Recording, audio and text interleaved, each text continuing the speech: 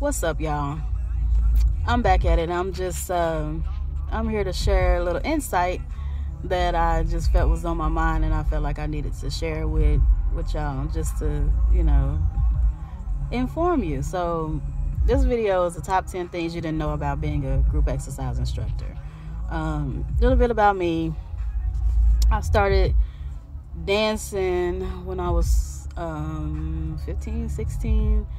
I love to dance. I've been dancing, informal dancing all my life, like since birth. But dance technique like jazz and hip hop and ballet, I started in high school. And from high school, I started a kids dance team, which was hip hop and jazz. And we performed in the community, parades, libraries, wherever we could perform. From there, I started teaching line dance. I started teaching line dance, teaching line dancing as a group exercise instructor. And from there was the U-Jams and the Zumbas and the Mixed Fits and Silver Sneakers and countless certifications. They keep going, and it's always a new one. And I started teaching in 2006, 2007. Group exercise, I think I started in 2007. And it's 2020 now, so it's about 13 years of being a group exercise instructor. So that's just a little backdrop about me and why I feel like I have enough credentials to tell y'all what I'm about to tell y'all. So the 10 things you didn't know about being a group exercise instructor. And this is for those of you who love to attend whatever class it is that you attend, be it Mixed Fit, U-Jam, whatever you attend, and you really enjoy the class. This is your opportunity to go tell your instructor thank you, because I'm about to shed some light on what's truly required to be a group exercise instructor. And if you are one of those individuals that is considering becoming a group exercise instructor, this video will shed a lot of light. And I would strongly advise you do your research before you pay all the money to become a group exercise instructor. Just do your research and make sure that it's something that you really want to do. So top 10 reasons. Number 1, being a group exercise instructor requires dedication, strong dedication. Okay, this is not a career choice that you can half-ass do. Like, you're gonna have to be dedicated to it, and the dedication level is you're dedicating a portion of your life to helping others. A lot of people in your class are not going to see it that way. They see you as getting paid to work out. No, ma'am. I don't get paid to work out, because it's mentally draining and mentally exhausting to come up with choreography, teach the choreography, cue the class, make sure the moves are right, make sure your technique is right so you won't hurt yourself, keep up with the insurance. I can easily put me some headphones on and go to a gym and do my workout without all of that. So it requires a level of dedication that a lot of people don't realize. Sometimes people see, oh, I'm paying the little $5 or the $7 that you pay for the class. This leads me to number 2. It requires a certain level of advertising and marketing that far exceeds the amount of money the individual thinks they're paying for the class. In order for a class, it takes 3 months minimum to grow a group exercise class to 20 to 30 people. Most of my classes I've had have been 30 plus people, or busting out to where I've had to add on a second class. I'm excellent at what I do because I'm a good dancer, and I know how to count, and I know how to break down moves, and I love to work out. And again, the dedication. The marketing and advertising is so vital to growing a class. Some examples of things that I've done events, like big time events, like the state fair type events, county fairs, health fairs, anywhere where you can get in and do a fitness demo of your class, you need to go. That's the only way. Going out in the community and actually teaching the class. I've done free events where I'm volunteering my time to do an event at a school, a library, a park, anywhere where I could go and do 2 or 3 songs where people can see what type of class I have. That was getting out in the community. Word of mouth advertising is huge in the fitness industry. And not only that, not only did I go out into the community, but I also paid a lot of advertising online. I had a website that I put together myself, and thank God for my own expertise and knowledge. But I put the website together, and on the website I had my calendar of my schedule. So people, and I can just advertise, okay, go to my website and see where I'm teaching at on Tuesdays. And I got to the point where I was teaching 16 classes a week, or, it's not recommended to teach that many classes, but I had different certifications. Silver sneakers is like chair exercise for active older adults. Then there's the Zumba and the U-Jam and the different dance fitness platforms. And then I had the hip hop, and I had, classes that were more strength based. So I had enough of a variety to where 16 classes wasn't as burnout. But I put in a lot of work in advertising and marketing. And that costs a lot more money than the $5 or $10 or $7 that one individual is paying to attend the class. A lot of people don't understand that. It requires a certain level of dedication. So,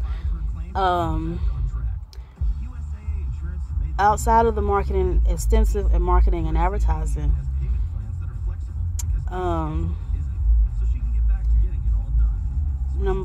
what number am I on? Oh Lord, number 3.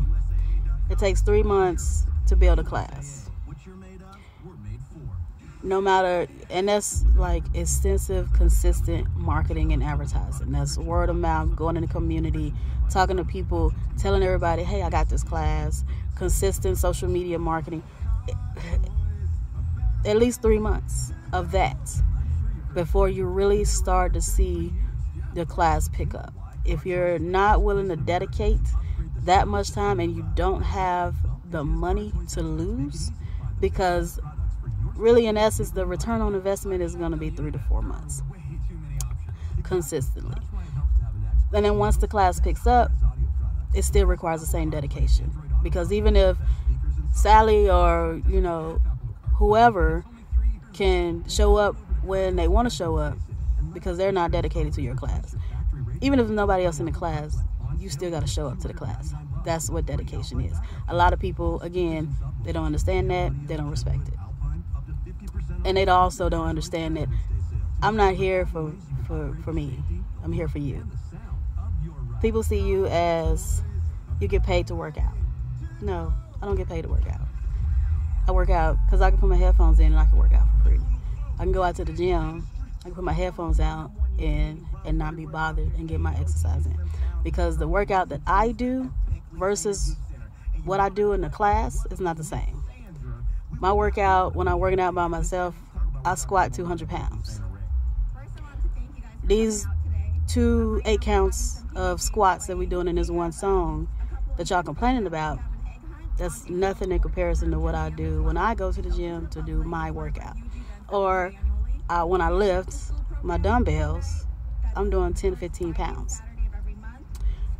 Me telling you to grab 5-pound weights for one song, and you complain about it, that's obviously not my workout. It's your workout. But I have to be dedicated. I'm here to help you. People don't see it that way. People don't look at, oh, you're here for me. Group exercise instructors are there for you.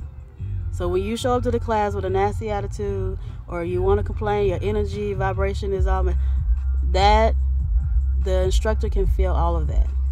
And it's very discouraging for new instructors. I've been doing this for a while, so that brings me to point number 4. You got to have alligator skin. But even after poking and prying at an alligator long enough, It'll strike back, or you will pierce the skin. There are some really nasty people who will show up in class and complain about the whole class. Look, it's 20,000 instructors just in one city. Find a class that fits you. You don't have to attend my class, but don't come to my class and complain the whole time you're in the class. Find a class that works for you. Find something that you enjoy. Not everybody wants to dance. Some people want to do yoga. Some people want to do step. Some people want to do water aerobics. There's something for everybody. Find something that works for you. Find an instructor that you like. But don't discourage the instructor and just be nasty and complaining all the time. Alligator skin. You're going to have thick skin, and you're going to have to understand that you cannot please everybody. There was a time where I wanted to please everybody, try to make the class fit in everybody's little bubble. No. There's 20,000 instructors in DFW. Probably more than that. I'm just throwing a number out there. Find a class that works for you. I'm make the class your own. So that leads me to whatever point I'm on. Your friends and family are not who you market to. As you can tell your friends and family, but don't expect them to be your number one supporters. Just because if you're banking on them doing the marketing and advertising for you, your class will not grow. You have to put your 10 toes to the ground, pat your feet to the pavement, and get out there and work. It requires a lot of work to be a group exercise instructor. So when you see those instructors who have 50 people in the class and they're taking up the whole gym, they're putting in work. More than likely, they've been doing it for at least 10 years. But they're putting in massive amounts of work and money to keep those closed classes active and going. So yeah, you can't please everybody. You gotta have alligator skin. Don't try to please everybody. Make your class unique to you. Because of so many instructors, you have to make your class unique to you.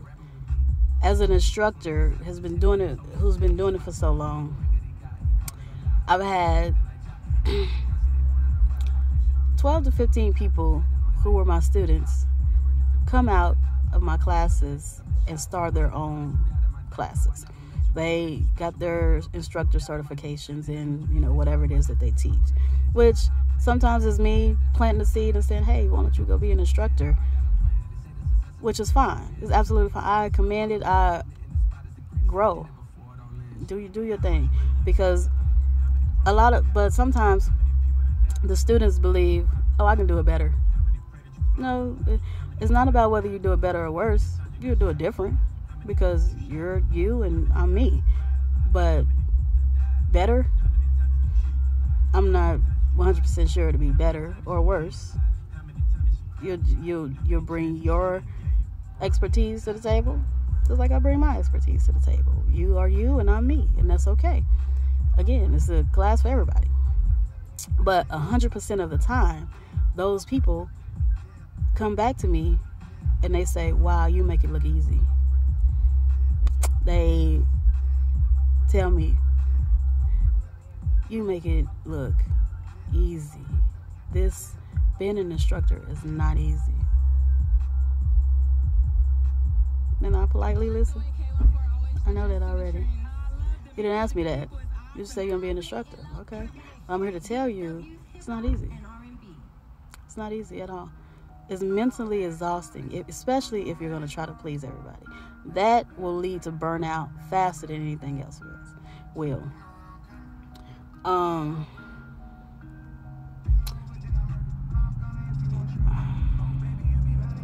Leads me to the next point. I don't know what number I am. Y'all can tell me in the comments how many, what number I done lost track of my numbers. Now, being a group exercise instructor is empowering. It is extremely empowering. You, as an instructor, you become your own. you kind of grow into yourself, and you learn who your true self is when you're having to deal with people, because people will bring the best and the worst out of you, okay? And you learn how to maneuver and make something unique to you, instead of trying to be who's the Sean T. You don't want to be Sean T. Like, be you, okay? Don't be what's the U-Jam lady, Susie, whatever her name is. Like, don't, like, just be you. You know, Jane Fonda. She always, don't, just be you, which is empowering. And when people tell you that you're great, they love you, they attend your class, they appreciate you, it means so much to be appreciated. It says a lot to an instructor that you understand the instructor, and you understand the amount of dedication required, and you appreciate it. Don't go to an instructor's class and complain the whole class. If you don't like the class, leave. Okay? If it's not what you're looking for, leave. Don't try to control the instructor's class. They're there for you.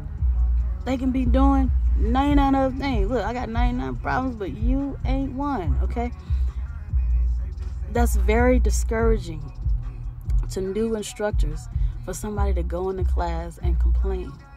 Don't do that. Do not do that. Keep your thoughts and your criticism to yourself. Or find another class. Shit, find another class. Find another instructor that you like better, but don't try to go in nobody's class and control the outcome, control how the class is ran. They're bringing themselves to you and trying to help you get a better workout. If you don't like it, find another class. I don't know, probably say that 20 times. Find another class. Okay? Understand.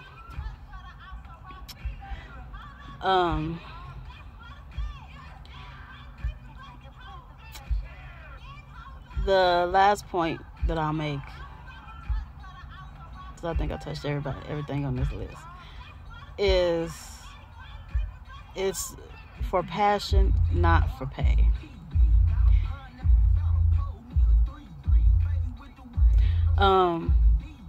It's for passion, not pay. When you have an instructor in front of the room, they're doing it for passion, not for pay. Even if they got 20, 30, 50 people in the room, they got a whole gym, they're doing it for the passion, not the pay. Because trust me, the amount of mental work and the amount of physical work, I mean, it takes time outside of the 1 hour class that you attend. It takes time to put choreography together, to pick songs that are appropriate and clean and pleasing to the bulk of the class. It takes effort to go out in the community and do a demo, or it takes time away from, especially if your instructor has children or a spouse. I'm taking time away from the time that I could be put into my kids. I can be doing my own workout by myself without having to have a room full of people. It's for passion, not money, okay? It is not for pay. Most instructors, on average, excellent instructors, just teaching classes only, makes about $2,000 to $3,000 a month. And that's like really, really overselling it. Really overselling it. New instructors those people, they have 50 people in the room. They've been doing it for a long time. They got the solid foundation. For newer instructors, or people who are starting out, or people who only have 10 to 15 people in their class, maybe $400 a week. Maybe. That's a strong maybe. And that's a damn good instructor. Look, when I was teaching 16 classes a week, I think I was making $2,000 a month. And I'm a damn good instructor. No. It's for passion, not pay. It's for the love of teaching, the love of dancing, the love of exercise. This is not for pay. So the $5 or the $7 or the $10 that you pay to drop into class, and you show up when you want to show up. You ain't got no dedication. You show up whenever the hell you want to show up. You may come this week, you may not come next week, and you don't really communicate. And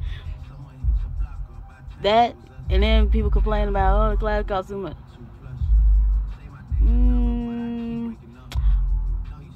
I'm doing this for the passion of it, obviously not the pay.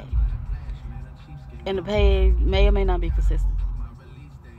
Even instructors who work for like the LA Fitness, Fitness Connection, Lifetime, where they only pay about $25 an hour, or $25 a class, and the class is roughly about an hour. That's not like living wage when you only teach 3 classes a day. It's not recommended to teach 18 hours a week, 18 classes a week. So, a healthy instructor would teach probably about 12 classes a week. That's pushing it. So 12 classes at $25 an hour is obviously not for the money. So don't ever step into a group exercise class and be disrespectful, have a nasty attitude, don't really want to be there, bring down everybody's energy, don't be inappropriate. You got to complain about everything. No, don't bring that to nobody's class. I can easily say, take that somewhere else. No. I've been doing this too long. I don't want you to take that to nobody's class. That's why I'm doing this video. Don't take that shit nowhere. If you sit at home on a couch, because that's really where you want to be. Because you don't want to be in this class doing these squats or lunges or, dancing or, high-fiving. Other. You ain't happy? I just learned this, y'all. Can't make everybody happy. I've been teaching for 13 years. You can't make everybody happy. I can change everything about my class. Change it completely around. Where I'm emulating another instructor. And somebody still gonna have something to complain about. No more. I don't do that no more. Either you come to the class or you don't. And it's okay with me. I've learned that, those people tend to weed themselves out of my classes because they see that they don't have enough impact on me to where I'm really gonna make that many changes. I've been doing this shit too long. I'm not kissing nobody's ass. I'm here for you. If you don't want me to be here, fine. I don't have no problem with you going somewhere else. I don't have a problem with you starting your own class. I'll come to your class. But even if I come to your class and I support you and I pay the money that you request and I don't complain, I'm going to come to class, I'm going to follow whatever exercise moves that you want me to do. It's your class. I'm going to respect that. I'm not going to, don't do that. That is so detrimental to the instructor. It's so discouraging to the instructor. In a room full of 30 people, if 2 people complain about everything and they leave, it's not as impactful as a room full of 10 people and 2 people complain about everything and they leave. That is impactful, it's discouraging, and it's detrimental to instructors, especially newer instructors. Newer instructors,